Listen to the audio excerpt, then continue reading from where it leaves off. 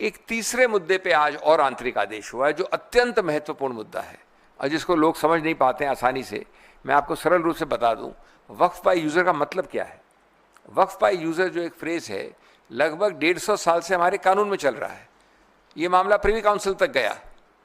2 निर्णय अभी हाल में हुए 10 वर्ष के अंदर, एक अयोध्या, उससे पहले एक एम सिद्दीकी। उसमें पुराने 100 वर्ष के सब निर्णय कोटेड हैं, जिनको रुचि है वो उसको खोल के पढ़ लें।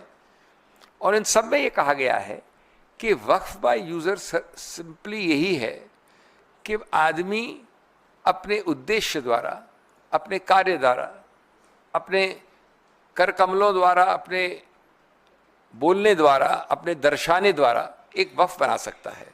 ये आवश्यक नहीं है कि वो लिखित रूप से उसको प्रमाणित करे, एक रजिस्टर्ड डीड बनाए, एक डॉक्यूमेंट उपजाए।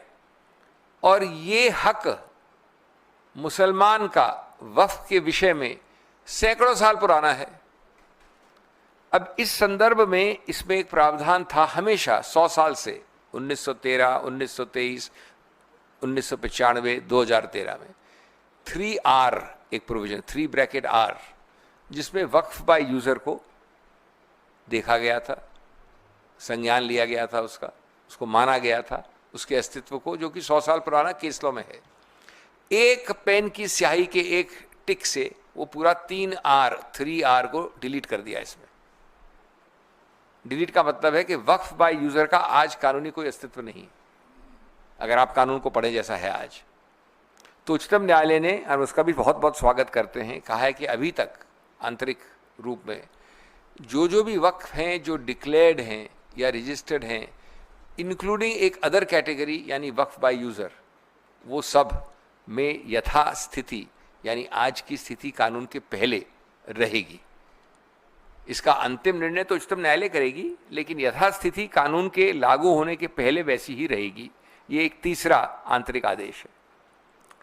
और बिंदु हैं जिनको अभी तक निर्णित नहीं किया उच्चतम न्यायालय ने, और हम आशा और विश्वास करते हैं कि अगली तारीख जो 5 तारीख है उसमें बहुत सारे ऐसे निर्णयों का निर्णय होगा। उनमें से एक मुख्य है जिसका निर्णय हमारे पक्ष में अभी नहीं हुआ है, लेकिन मैं आपको समझा दूँ। वो है 3 प्रावधान 3C, उसका सब क्लॉज 1, 2 एंड प्रोवाइजो, और साथ साथ 36 और सब क्लॉज 7A और 10। ये बड़ी अजीबोगरीब चीज़ कहता है जो हम अगली बार पक्ष रखेंगे उच्चतम न्यायालय के सामने।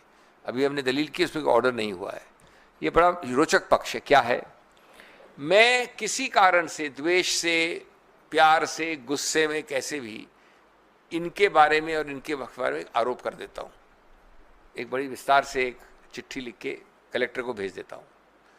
कलेक्टर जो कि पूरी तरह से सरकार का नुमाइंदा है, किसी भी कारण से उसको एक डिस्प्यूट करार कर देता है। विवाद शब्द इस्तेमाल है, विवाद। उसको कोई कारण देने की जरूरत नहीं है कि ये कितनी हास्यास्पद है, विवाद, ये हो ही नहीं सकता इत्यादि। उसने उसको डिस्प्यूट करार किया। जैसे ही वो डिस्प्यूट करता है तो 3 प्रावधान आ जाते हैं, अजीबोगरीब प्रावधान। पहला प्रावधान कि जब तक वो कलेक्टर जो 100% सरकार का नुमाइंदा है, वो उस विवाद को निर्णित नहीं करे, तब तक ये पक्ष जो मिस्टर इमरान प्रतापगढ़ी का है वो वक्फ नहीं माना जाएगा।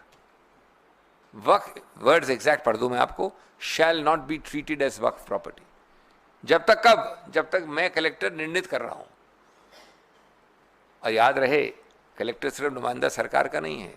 बहुत सारे ऐसे विवाद हैं जहां पर सरकार ने ही वक्फ की ज़मीन पे इंक्रोचमेंट कर दिया है। इनका कहना है कि आप मेरी ज़मीन पे बैठे हो, उसी को विवाद बना के तब तक ये कंप्लेनेंट हैं, तो भी इन्हीं के विवाद के आधार पे इन्हीं की वक्फ प्रॉपर्टी नहीं में रहेगी जब तक विवाद नहीं निर्णित होगा।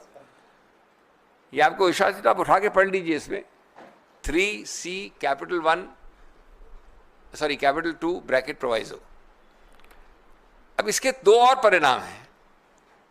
दूसरा परिणाम है कि अगर आप विवाद के अंदर हो तो अगर चाहे भी मिस्टर प्रतापगढ़ी तो भी जाकर इसको रजिस्टर नहीं करवा सकते, क्योंकि विवादित है। तो रजिस्ट्रेशन प्रतिबंधित है। जो ये एक्ट चाहता है कि रजिस्टर हो, लेकिन साथ साथ दूसरे आवाज में कहता है कि जब तक ये विवाद तब तक रजिस्टर नहीं कर सकते, कोई रजिस्टर करेगा नहीं। और तीसरा, जब तक आप रजिस्टर नहीं करेंगे तो आप किसी कोर्ट कचहरी नहीं जा सकते। यह है 36(7A)(10), दो है प्रावधान। अब देखिए ये चक्रव्यूह जो बनाया है, ये पूरा चक्रव्यूह है। इस चक्रव्यूह में बड़े से बड़ा योद्धा अभिमन्यु भी नहीं निकल सकता पहले तो। और उससे ऊपर मजाकिया है कि कलेक्टर को कोई समय सीमा नहीं जब तक विवाद निर्णित करे, तो इनके बच्चे और पोते भी उसको विवाद में तब तक वो वक्फ नहीं रहेगा, और विवाद का वक्फ नहीं रहेगा तो रजिस्टर नहीं होगा, रजिस्टर नहीं होगा तो कोर्ट नहीं जा सकते। तो ये प्रावधान हम बड़े मजबूती से रखने वाले हैं कोर्ट के सामने। और प्रावधान है जिनका मैं अभी आपको लिमिटेशन का और एंशिएंट मॉन्यूमेंट्स एक्ट का, उसके बारे में आपको ट्रबल नहीं करूंगा, लेकिन मैं सिर्फ मेरा अभिप्राय, मेरा उद्देश्य एक ही था, ये बताना कि ये एक बहुत सब्सटेंटिव, मजबूत, तथ्यों पे आधारित, कानून के महत्वपूर्ण तर्कों पे आधारित एक याचिकाएं हैं, कई सारी याचिकाएं हैं। ये कोई ऐसा नहीं है कि किसी के स्वप्न लोक से इजाद हुआ कोई एक फ्रिवलस, फॉल्स, वेक्सेशियस तरह का याचिका है। और ये मुद्दे गंभीर हैं। जैसा मैंने कहा, 3 मुद्दों पे जो आंतरिक आदेश हुआ उसको हम स्वागत करते हैं। हम मानते हैं कि ये कानून ये विडंबना बनाता है कि जैसा मैंने अपनी संसद की भाषण में कहा था कि मिट्टी मेरी, मकान मेरा, इबादत मेरी, निशान मेरा। मिट्टी मेरी, मकान मेरा, इबादत मेरी, निशान मेरा, फिर भी कहते हैं सबूत दे कि हक है तेरा।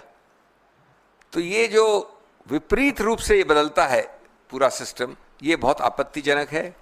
दोस्तों, मैं ये सिर्फ कहना चाहूँगा कि we are not here to defend just one community. Don't treat it as a community specific issue. We are here to defend a constitutional principle. The constitutional principle is that the rights, like Article 26, cannot be sacrificed at the altar of majoritarian convenience. People forget that the constitutional rights are rights against the majority. If they were rights for the majority or not against the majority, there will be no need for constitutional rights. What is the need for it? Today it is the Waqf, friends. Tomorrow it could be your shrine, your institution, your faith, and even your voice.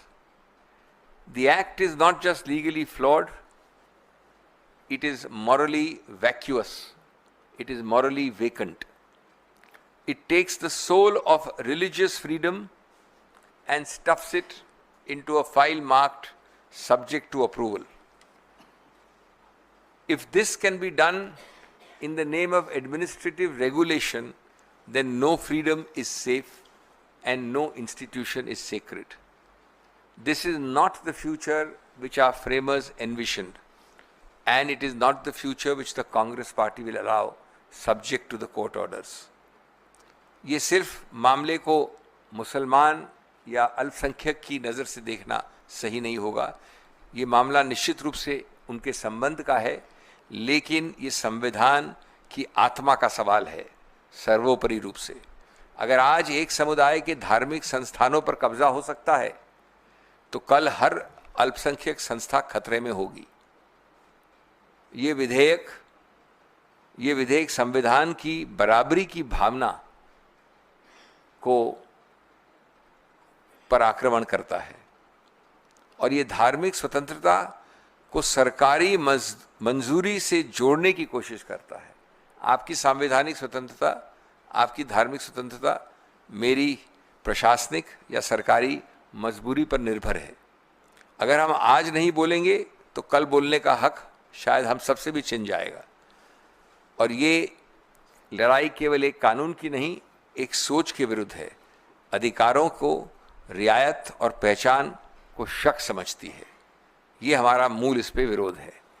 Friends, all I would say is that it's a very important event, and we are, as a political party, extremely grateful to the Supreme Court for having spent considerable time yesterday, almost full 2 hours, more than 2 hours, and then again at the request of the government taken it up again today and passed an interim order, which will of course be subject to further hearing on the 5th.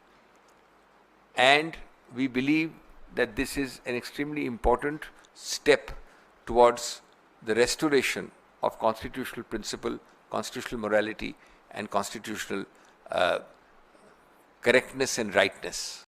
एक प्रावधान है 11, और मैं आपको स्पष्ट कर दूं कि 11 के बारे में उच्चतम न्यायालय ने आज कुछ नहीं कहा अपने आंतरिक आदेश में, लेकिन हमारी दलील होने वाली है, ऑलरेडी है और विस्तार से सुनेंगे तो होगी। तो मैं जैसा मैंने कहा कि मैं आपको सिर्फ एक अपना पक्ष और तर्क रख रहा हूं, मैं किसी रूप से पूर्व निर्णय नहीं देना चाहता किसी चीज़ के ऊपर। हमारी दलील ये है कि एक प्रावधान है 11, उसमें 100% नामांकन का प्रावधान कर दिया है, यानी चुनावित कैटेगरी को हटा दिया है। नामांकन कौन करेगा? प्रदेश सरकार। जब 100% नामांकन होगा तो क्या रही स्वायत्तता की नाम, क्या रहा संस्थापिक स्वायत्तता, क्या रहा स्वतंत्रता? ये एक मुद्दा है। तीसरा मुद्दा जिस पे आज माननीय उच्चतम न्यायालय ने प्रतिबंध लगाया है और हम उसका पुरजोर तरीके से स्वागत करते हैं, वो हैं 2 प्रावधान 9 और 14। 9 डील करता है एक केंद्र की काउंसिल से। उस काउंसिल में अभी तक याद रहे, अभी तक जो कानून चल रहा था 2013 का था, उससे पहले 1995 का था जिसको 13 ने संशोधित किया। उसके भी पहले और 13 तक के अभी भी जो कानून चल रहा है, क्योंकि ये तो सिर्फ एक अमेंडमेंट है, संशोधन है, कानून अभी भी 95 वाला है, हमेशा पूर्णतया 100% मुसलमान ही वक्फ पे रह सकते थे। और इसमें कोई ऐसी आश्चर्य की बात नहीं है। हमने पार्लियामेंट में और बाहर भी कई आपको उदाहरण दिए, कर्नाटक का Hindu religious act, Jagannath temple का, माता वैष्णो देवी का, इधर अपने तिरुपति का, काशी विश्वनाथ का, सिख गुरुद्वारा एक्ट, कई हैं जिसमें ये बड़ा स्पष्ट है कि सिर्फ उसी समुदाय, उसी धार्मिक वर्ग के लोग ही उसका संचालन कर सकते हैं, और ये स्वाभाविक है, इसमें कोई नई बात नहीं है। तो ये 2 प्रावधान हैं 9 और 14। इसमें पहली बार प्रावधान ये है कि संभवतः थ्योरेटिकली जहां तक काउंसिल का सवाल है तो 12-22 में से नॉन मुस्लिम हो सकते हैं। मैं आपको संक्षिप्त में बता रहा हूं कि है तो प्रावधान बड़ा लंबा चौड़ा और विकसित, लेकिन 22 टोटल हो सकते हैं, उसमें से 12 तक नॉन मुसलमान हो सकते हैं। केंद्रीय काउंसिल जो है वक्फ। जो दूसरा प्रावधान है 14 नंबर, वो बोर्ड्स के बारे में है। बोर्ड्स में 11 में से 7 नॉन मुसलमान हो सकते हैं। ये मुसलमानों की बात नहीं हो रही है, ये बात हो रही है कि अपनी संस्था को स्वायत्तता के साथ अपने समुदाय द्वारा, अपने धार्मिक वर्ग द्वारा चलाया जाए। और जो पिछले 70, ये पहला जो एक्ट है वक्फ का कानून, वो 1913 में आया था, फिर 23 में आया, फिर 95 में आया, फिर 13 में फिर संशोधित हुआ 2013 में, 1913 में, 100 वर्ष से ज़्यादा पहले। कभी ऐसा नहीं हुआ जो 9 और ये 14 वाले प्रावधान कहते हैं।